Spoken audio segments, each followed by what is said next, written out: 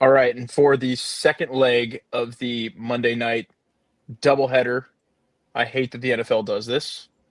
We've got the Houston Texans making the trip to Lumen Field in Seattle to face the Seahawks, which have just been one of the hottest teams so far in the NFL. Sam Darnold's looked great.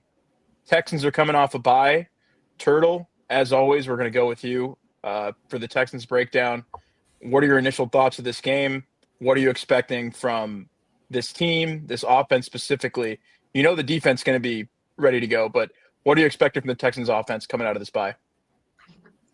Yeah, I think everybody when they probably took a first look at this game, you're probably thinking, oh well, this is going to be a tough matchup for the Texans offensive line, and quite frankly, I do agree with that. I think Seattle's a very balanced football team, both on offense and on defense. Sam Darnold, like you mentioned, Pat, is playing some of the best football of his career.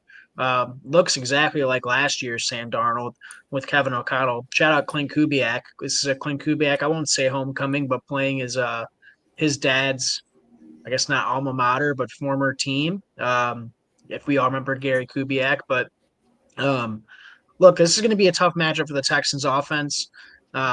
Seattle's defense, I think they averaged 4.8 yards per play. Very solid. Hopefully the bye week. Look, I think I mentioned it last week just as a bye week summary, but the Texans offense, they did what they needed to do against two lesser opponents. They showed some signs of life. CJ Stroud showed some signs of life. Um, Now, the one thing I'm concerned about, which is kind of goes back to last year, but this year too, is communication up front. You're playing in a very hostile environment up in Seattle, and hopefully they use the bye week to kind of clean that stuff up and have communication up front be dialed in. Look, if Leonard Williams is going to beat the Juice Scruggs or the Jake Andrews of the world straight up, just because he's a better football player, honestly, I can live with that. But what I can't live with is the miscommunication off blitzes and stunts up front. So I think if the Texans have that cleaned up, I think the offense will stand a chance. And I do still think, despite the monstrosity that has been somehow Sam Darnold and Jackson Smith and Jigba. I think Jack Smith and Jigba and Derek Stingley is going to be a very fun wide receiver cornerback matchup. I do think the Texans defense can keep them in this game. Look, it's probably at the end of the day, I still think it's going to be probably a race to 23 points. And um, I think there's a shot the Texans can get there. And with a line that's leaked out to over a field goal, listen, I'm biased. Of course, I'm going to say take my team plus 3.5, but I do think that points will be at a premium. I think in almost any Texans game this year, points will be at a premium. So getting it at 3.5 above the field goal line, I don't hate as kind of what I have to imagine with how Seattle's played this year. I think there's going to be a lot of public money on Seattle. I think the Texans will not be holding most of the handle. So I think at plus 3.5, it looks pretty good so far. It might even leak out to 4. I wouldn't be surprised if it gets there, but we'll kind of see how the market reacts during the week. Yeah. Christian, what are your thoughts from Seattle's point of view in this game? Where do you think they're going to Yeah, be able to exploit the Texans, and are there any weaknesses on Seattle's side? yeah, I actually would say I agree a lot with what Turtle's saying. I think if there was a week for Seattle to have some letdown, it would be this week. Pretty tough game last week versus Jacksonville. You had a lot of guys who were second string guys playing, filling in. Um, and again, I don't know how healthy Seattle's going to be this week as well. Uh, I think Jonathan Hankins. I don't know if he played last week either, but he should be out for this game. Um, Leonard Williams has been dominant, so that is going to be, I think, an X factor for Seattle if they're going to have success this week. But ultimately, I just think this is a game where the impact players for the Houston Texans can really show out. And I do believe if they're not going to come out of the bye week um, with a game plan to get Nico Collins involved right away and often, um, to use Derek Stingley as he should be used to basically spy JSN across the field, have Kamari deal with Cooper Cup or Torrey Horton and whoever. But ultimately, I think this is a game where the impact players can dominate. And one of the really great aspects of the Seattle Seahawks this year has been the offensive line. Anthony Bradford was arguably the worst guard in football last year, and barely heard mention of his name, which is a good sign. Abraham Lucas has played really well at right tackle as well. He's dealt with injuries over the course of the last couple of years. And I think personally, their left tackle, Charles Cross, he's been magnificent. He's probably a top 10 left tackle, but this is probably the toughest matchup for this offensive line to date. It's a primetime game. We know Mike McDonald's led Seahawks team does have trouble at home containing that home field advantage. I do like the Texans with the points. I think essentially this game's a pick 'em, mainly because the defensive backs, I don't know how healthy Seattle will be. And I think even if they are healthy, Tariq Woolen didn't play last week. He might have been, he had a concussion per the injury report, but I don't know how healthy he'll be. But he's the matchup that they can exploit if he does play. And if it's not him, it's Shaq Griffin. And then I don't know when they're getting Witherspoon or Julian Love back. So we will see. But I think this is a must-win game for the Texans. And I think the Seahawks, the letdown at home is what I think is something we've seen consistently by them. See, that's interesting to me because for me, we could talk about the wide receiver room and defensive backs and secondary matchup all we want, but will the game even be able to get there with these defensive lines going up against the respective offensive lines that you're talking about? Obviously we all know about the struggles that the Texans offensive line has experienced for basically the past two seasons at least. And you're going up against one of the most dominant defensive lines in the NFL at home. This game really, unfortunately, could be as simple as that. The Seahawks could completely take over this game from the defensive line standpoint and not even have the secondary become a concern. However, the same can be said with the talent on the Texans defensive line and the Texans defensive front. So this game has all the makings of just an absolute slugfest, run the ball and hope for the best, try to get some ball control. And I agree that I think that I don't know what the total's at in this game, but I would look towards the 41 under. and a half. Yeah, it just makes sense for both teams to try and keep their defense off the field as much as possible, keep them as fresh as possible. And I think both teams will try to run the ball, take pressure off their quarterbacks against two of the best defensive lines in football. So when you have a situation like this, as you said, Christian, it kind of feels like a pick 'em. I'm going to go with the home team. You can talk about Seattle's struggles at home, but the Texans, what's their one win on the road this year? It's the Cooper Rush Ravens. Yeah. I'll save you the research. So I think there's still something to be proven for the Texans. Turtle probably doesn't want to hear it, but at this point, the spread is definitely tough at 3.5. That's a Texans spread for sure. But I'm going to stick to my guns. I'm going to go with the Seahawks at home to win and to cover in this game. Mike, what are your thoughts? For me, I'm going to go with Seattle as well.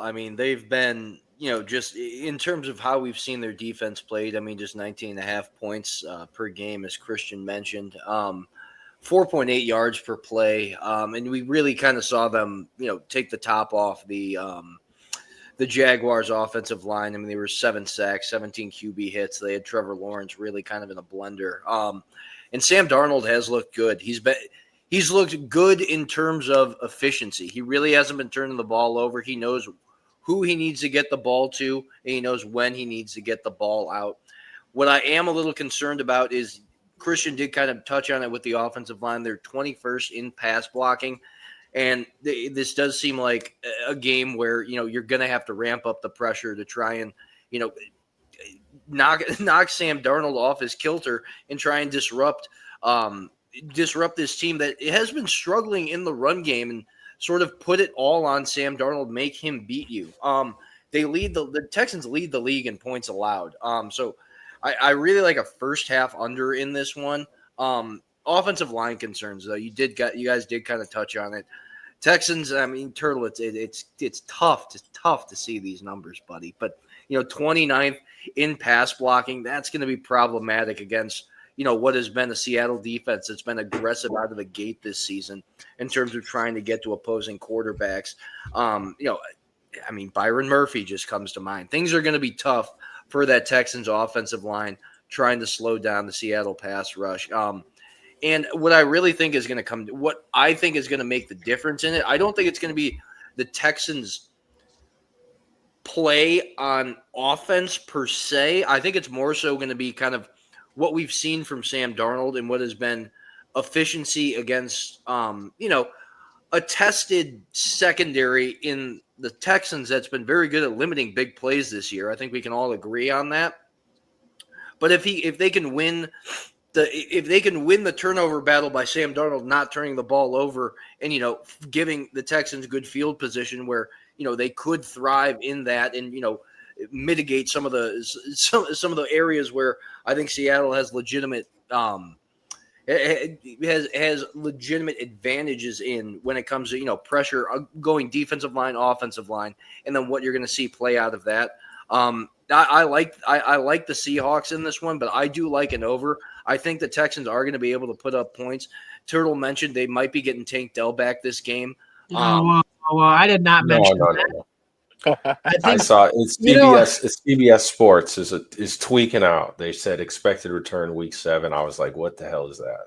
No. So maybe he's back. No, I mean, he was running sprints at practice before the bye week. Running sprints, but I mean, you've seen then again, that's the thing. We've seen the Texans offense do really well, but it was against the Ravens team. You get the bye. Hopefully you ride a little bit of momentum. I do have the Seahawks at 3. If it gets bet up to, I'm sure a lot of public money is going to come in on Seattle. So, we'll see with this game. But I do like an over. I expect the Texans to be able to, at least maybe even score something late to push this over the 41. But, a lot to be seen. But I'll go with the Seahawks in this one. How much do you guys? I'm curious. What do you guys think? Like how much do you guys weight the performances against the Texans offense specifically? Their performances against Tennessee and the lackluster injured Ravens. What do you guys think that means for the Texans' confidence on offense? Because they played the first 3 games against, in my opinion, what were pretty hard opponents, and it looked like confidence-wise, just seeing C.J. Stroud do the press conferences, he seemed like he was down in the dumps. He even said he felt old, which, I mean, he just turned 24. I mean, that's the type of headspace that he was in as a quarterback, and they go out and they start doing some good things against, agreed, lackluster competition. But do we think that confidence going into the bye week affects how they approach this game at all? I think it's got to mean something. And when you're, all I'm asking for is for this offense to be average. And I think that they can still kind of make a run to get back into the postseason contention. But do we think that they can get there? Because I think that the last couple weeks, again, bad teams, but as far as the mental side of it, I think probably did wonders for this team, especially going into the bye week. Well, just to answer your question off the bat, Turtle, I think just as important as having those 2 wins to lead into the bye is the bye itself and what an offensive coordinator, especially a guy like Nick Haley, who's trying to find his footing and has put together a couple of good games, what a bye week can do for an offense is extremely underrated. I think we've seen it with the Bears just this past week as well.